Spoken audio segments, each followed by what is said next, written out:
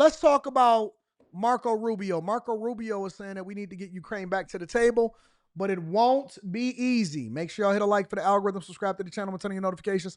Let's see what Marco Rubio has to say. Bringing the Secretary of State, Marco. I respect Marco Rubio a lot. I think that he's very, very intelligent. Rubio, Mr. Secretary, thank you for joining us this morning. Has there been any contact with President Zelenskyy since Friday? Well, I haven't had any contact with him since Friday. We have plenty of contacts with him, though. Plenty. I mean, he met in the last 10 days. He's met with the Secretary of Commerce. He spoke to the president on the phone, met with the Secretary of Commerce, met with me, met with the Vice President, met with our special envoy, and then was invited and came over on, well, invited, he wanted to come over on Friday to sign this commercial deal. It didn't happen. So there's been plenty of contact with them. I've talked to the foreign minister several times, not since then. And we'll see moving forward. I think the last line in the president's Truth Social post is the one to focus in on, and that is, we'll be ready to re-engage when they're ready to make peace, which is clearly what the president's goal is here. He's trying to get Russia to the table to bring about, to see if there's a way to bring about an end to this conflict. That's his goal. That's his only goal. That's his centralized focus. And, hopefully we'll get to a point where that's possible. The British Prime Minister said this morning that the United Kingdom and France are working on a peace plan with Ukraine to present to the U.S. Do you know where things stand with that plan? No, I mean, I've talked to both of the foreign ministers of France and the UK yesterday, and I explained to them sort of the events leading up to what you saw on Friday. Look, I think what's really important here is to understand the dynamic. The president is basically saying there's this horrible war. It's been going on for 3 years. It is a bloody stalemate, a meat grinder type war, and he wants it to end. How does it end? It's very simple. The only way it ends is if Vladimir Putin comes to a negotiating table. And right now, President Trump is the only person on earth who has any chance whatsoever of bringing him to a table to see what it is he would be willing to end the war on. Now, maybe their claims or what they want, their demands will be unreasonable. We don't know, but we have to bring him to the table. You're not going to bring him to the table if you're calling him names, if you're being antagonistic. That's just the president's instincts from years and years and years of putting together deals as someone who's in business. And that's the only goal here. Let me just stop you there for 1 second. Why is it a war with no end in sight? Wait, didn't George Stephanopoulos get sued? Didn't he cost ABC a whole bunch of money before? Why is he interrupting, and why is he even a person that's conducting this interview? Why is George Stephanopoulos in the way and interrupting Marco Rubio while he's actually explaining to you, sir, respectfully, that the only person that has a relationship inside of the United States of America that could stop this war, because he has built a relationship over time and it's communicated with Putin, is Trump. Now, we want to be able to get him back to the table, but we can't get him back to the table with you calling him names and making a problem and creating an issue. Unless Ukraine is ready to actually stop this war, how am I going to even bring this guy to the table to where we're not insulting him? George, hush. Hush. Why is it okay to call President Zelenskyy a dictator, but not, as you say, call Vladimir Putin names? Listen, we've spent 3 years calling Vladimir Putin names. That's not the point. Now, the point that we're at now is we're trying to get. Did George literally just ask that question? Of all of the intelligent questions that we could have asked, George, respectfully, we could have asked you got Marco Rubio on ABC to ask him anything that you want, and the thing that you decided to interrupt the conversation with is, wait. Why is it okay not to call Putin names?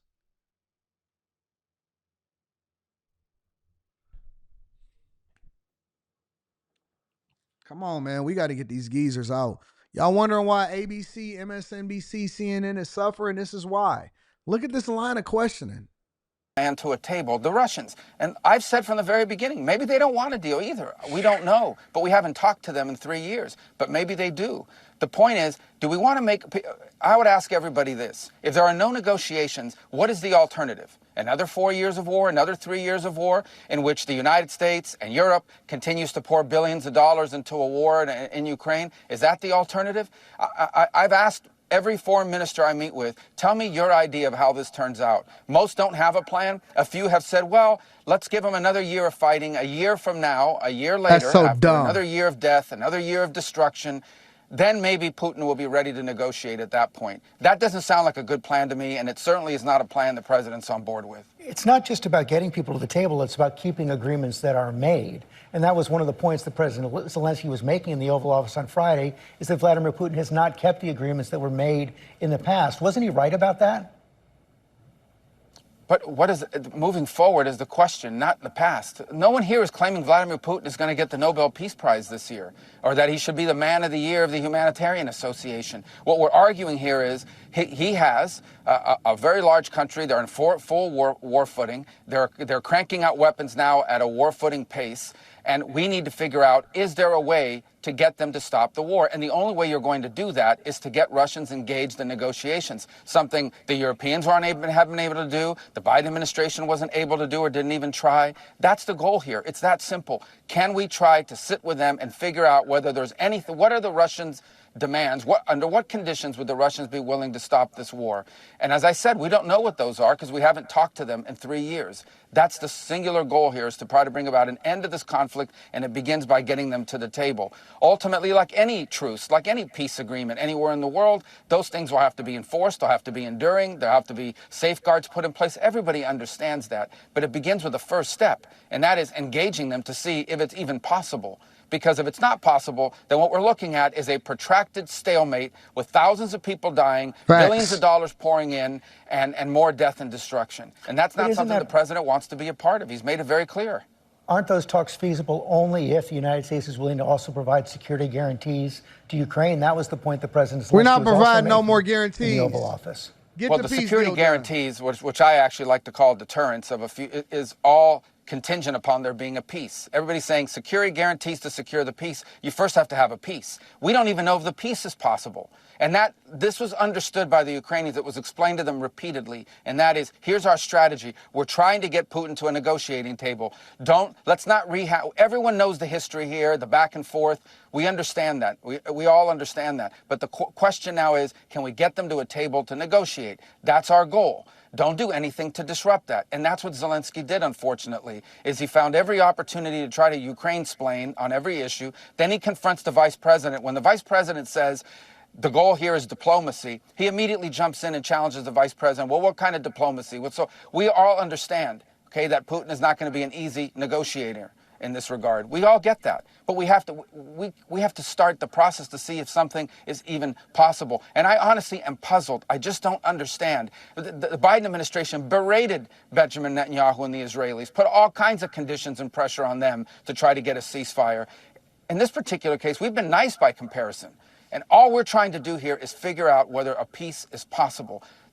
All these other things that people keep bringing up, that'll have to be a part of a negotiation. Right now, there is no negotiation. Shouldn't we at least try to see if there is a way to end this war in a way that's acceptable to both sides and is enduring and sustainable? How is that a bad thing? I really am puzzled why anyone thinks that trying to be a peacemaker is a bad thing. It's only a bad thing when it's Donald Trump trying to do it. When it's President Trump, it's absurd to me. And Marco Rubio hit the nail on the head, and I'm glad that he's able to clearly communicate. And he's very respected. I respect Marco Rubio. I don't know anybody that doesn't respect Marco Rubio. Marco Rubio is absolutely right. Why is somebody making it difficult for peace? Now, if we was doing this on the other side and we were saying, hey, man, listen, we want to go to war. We want to go to war. We want to go to war. Everybody, oh, wait. But everybody is not advocating for peace. Why are we war hungry? I don't understand. What do you mean you stand with Ukraine? You're supposed to be standing with the United States of America. Nobody should be standing with anybody that's not inside of the United States of America. And what's best for the interests of the world, what's best for Ukraine is what's best for America, which is peace. It does not benefit us to continue to fight a never-ending war for the next 10 years and to see more lives get lost every single day. For what? Because you started it first. Man, let me tell you something. When you're dealing with children, because that's basically what you're dealing with, was dealing with Zelenskyy. When you're dealing with a child, you know what the first thing that they say is, hey, stop fighting. Don't hit him. What are you doing? Get your butt over here. Why would you do that? He hit me first. Now, do you guys actually look at that as a reasonable or decent excuse why they should still be able to keep fighting and cracking each other's heads? No. Man, you go sit down over there. You get your life together. Bro, what you doing, man? Get over there. Why? And then you start to deal with the consequences. Then you get back down to the little. But if you don't have a ceasefire, you don't negotiate peace between two children that ultimately still have to hang out with each other. They're gonna grow up with each other. They're still gonna be next to each other every single day. They're gonna be tied to each other through birth. You don't let them keep fighting while negotiating the peace aspect of it. You get a ceasefire, you stop the fighting, and then once you stop the fighting, you go and you talk to them and you say, hey, listen, what happened? He took my toy. And you actually get on both of them. Wait a minute. Why you putting your hands on other people's stuff? Didn't I tell you not to put your hands on other people's stuff? Where my belt at? You give him a whooping. So you don't know how to control yourself. And then you once he goes out the room, you deal with the other one. Oh, okay. So, bro, why you tripping?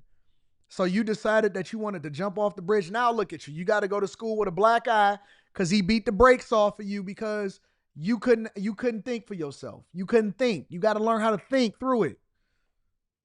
Was the toy that important?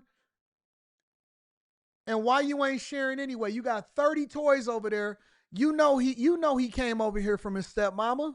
You know you step baby daddy. You know he ain't got nothing. You got everything over there. So you can't share your toys all of a sudden? You got every toy. I bought you all of these toys and you don't know how to share. You know he ain't got nothing. He's sleeping on a brown paper bag in a cardboard box because his mother decided that she wanted to leave her family and now she over here. And so she brought her little nephew over here and now y'all getting into a fight. You know he can fight good. The reason that he can fight good is because his mama got him homeless all the time. Right? We gotta be nice. Share your toys, bro. Give him a toy. You don't even like that toy. You said that you was about to take that to Goodwill and you was about to throw it away. Now you don't want to share your toy. See, when you have a ceasefire, is what I'm trying to explain to you guys. And this is why I like to break it down from a C student's perspective, because a lot of times that we think about this too far out. Let's break it down in a way that we can all consume it. When you have children and they are fighting, right? And before you get to solve for the problem, you have to stop the fighting. That is what a ceasefire is. Then you can negotiate the terms of peace. You can't negotiate it while they're over there slapping each other in the head with toys.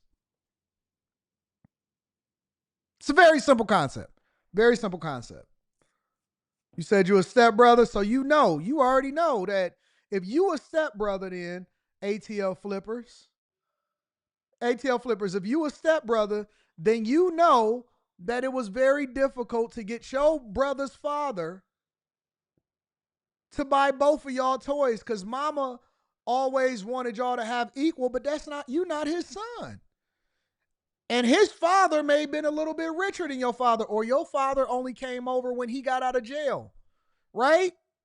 Not saying that this is your situation, but this could possibly be a situation, right? And so mama always said, nah, if you're going to bring money over here, if you're going to bring something over here, then bring something for both of the kids. And he was like, that ain't my son. That ain't my son. I don't want to bring something for him too. I only want to bring something for my son. And then you got mad because he got a PS3 or PS2 at the time. And now you want to fight. And now somebody got to break it up because mama keep on demanding unreasonable things and having children with more than one man. That's why we got to keep the family together.